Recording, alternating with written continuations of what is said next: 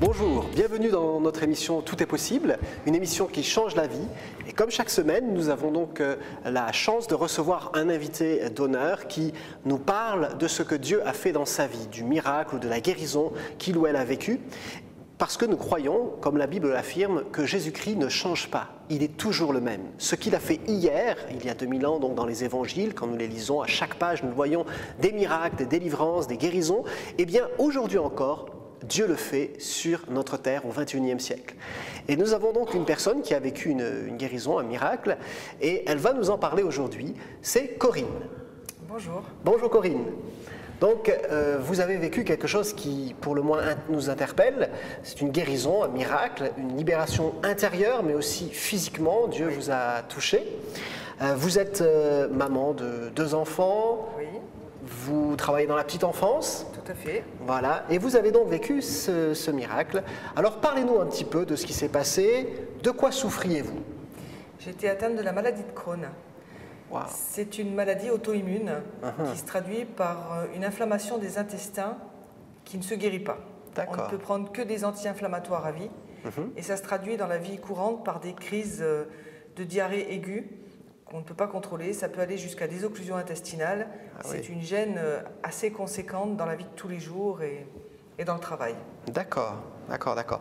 Alors oui, sans doute qu'au niveau du travail, ça vous a gêné pas mal, peut-être même dans vos loisirs. Vous ne pouviez peut-être pas prévoir toujours de faire certaines choses. C'est vrai, on pouvait faire des projets, mais au dernier moment, ça tombait tout à l'eau parce que y avait une crise qu'il fallait gérer. J'étais couchée, j'étais avec un mal de ventre à rien pouvoir faire. D'accord. Et c'est vrai que c'était très, très pénible, très fatigant, épuisant même, je dirais, parce que c'est pas facile avec des régimes alimentaires particuliers. Quand ça allait bien, bon, je pouvais manger à peu près normalement. Sinon, c'était beaucoup de féculents et de choses comme ça qui n'arrangeaient pas les choses. D'accord.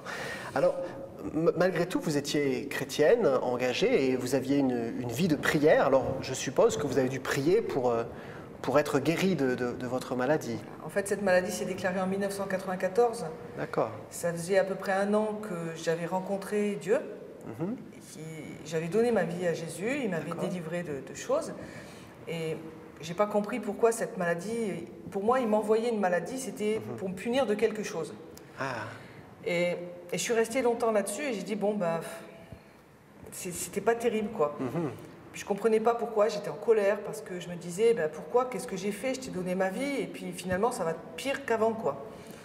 Et à un moment donné, quand j'ai commencé à lire plus la parole, j'ai dit que Jésus il pouvait guérir les malades, qu'il avait donné sa vie à la croix pour que nous, on puisse être libérés. Et j'ai dit, moi, je veux cette guérison. Mais c'était difficile, alors j'ai même fait des espèces de deals avec Dieu. Je lui disais, si tu me guéris, j'irai plus à l'église, je m'engagerai plus à faire des actions. Bien sûr, ça n'a pas marché. Et petit à petit, je suis passée un peu par toutes les phases possibles. J'ai d'abord eu de l'espoir en disant Dieu peut me guérir. Puis après, au fil des années, au fil du temps, je voyais qu'il n'y avait rien qui changeait. Alors j'ai dit c'est pas pour moi la guérison, c'est pour les autres. Je serai guérie quand je serai au ciel avec lui.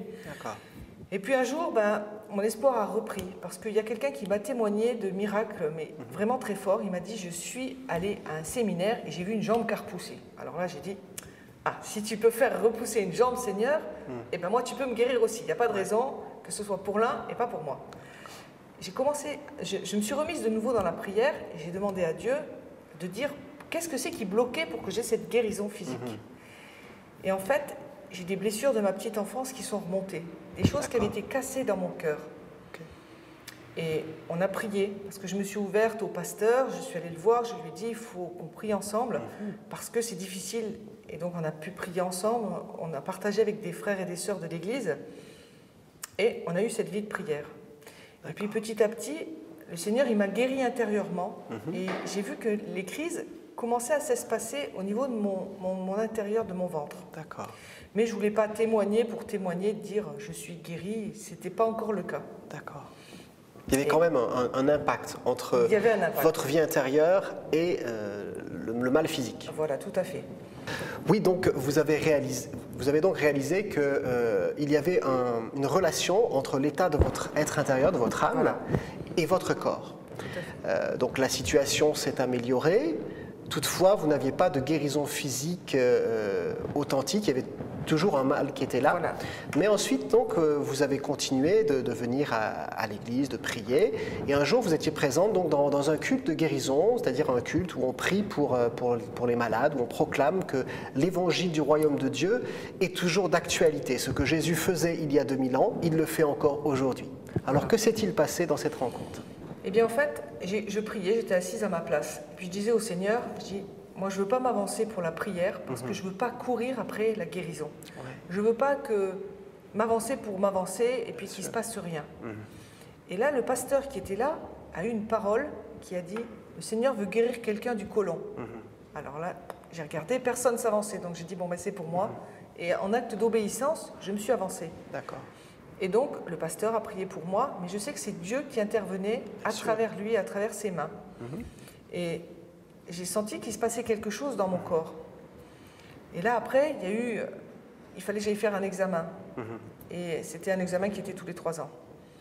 Et cet examen, mais j'avais vraiment la paix dans mon cœur pour passer cet examen. Et je me suis dit, ça va être écrit, il va y avoir quelque chose qui va se passer. Et le chirurgien, après m'avoir vu, il m'a dit, je vous ai suivi pendant 18 ans. D'accord. Et il dit, l'examen est normal. Ouais. Tout est normal. Toutes les parties que j'ai explorées, depuis l'œsophage jusqu'au bout du côlon, tout est normal. D'accord. Et c'était écrit sur une feuille, le compte-rendu médical, normal, normal, normal. Wow. Et là, j'ai dit, c'est victoire au Seigneur. Merci, Bien sûr. Seigneur. Alléluia. Donc, vous avez une preuve médicale de votre guérison. Jésus vous a guéri et c'est quelque chose de formidable. Ça me fait penser à un passage de la Bible où il est écrit, il parlait de personnes qui étaient dans la détresse, dans l'angoisse. Et c'est marqué, dans leur détresse, ils crièrent à l'Éternel. Il les délivra de leur angoisse, puis il envoya sa parole et les guérit. L'angoisse, comme pour Corinne, était un obstacle, et c'est un obstacle à notre guérison. Pourquoi? Parce que l'angoisse provient de la crainte, des peurs, et la peur, en fait, c'est la foi dans le négatif. Et ça fonctionne très bien, ça fonctionne à merveille. La foi fonctionne aussi bien dans le négatif que dans le positif.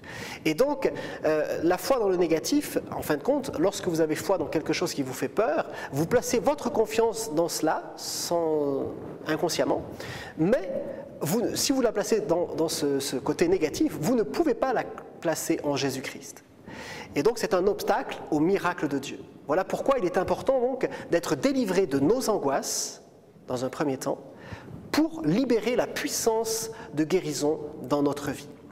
Et donc, c'est ce qu'il est écrit, il les délivra de leur angoisse, et ensuite, il envoya sa parole et les guérit. Et c'est ce que Corinne a vécu. Elle a vécu une première guérison dans son être intérieur, et ensuite, Dieu a envoyé sa parole en proclamant et en disant, voilà, il y a quelqu'un dans l'auditoire qui a une maladie au côlon, et cette parole n'était pas prononcée par le pasteur, mais elle était prononcée par Dieu.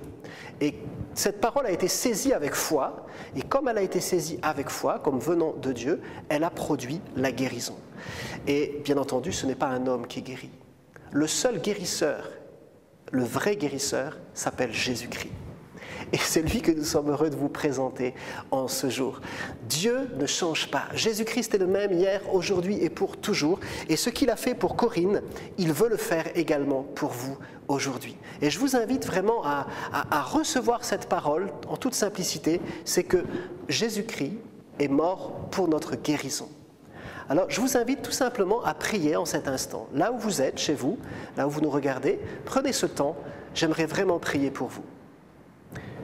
Père, je te prie pour nos amis qui sont en train de nous regarder et qui souffrent dans leur corps d'un problème de santé, qui ont des angoisses, au nom puissant de Jésus.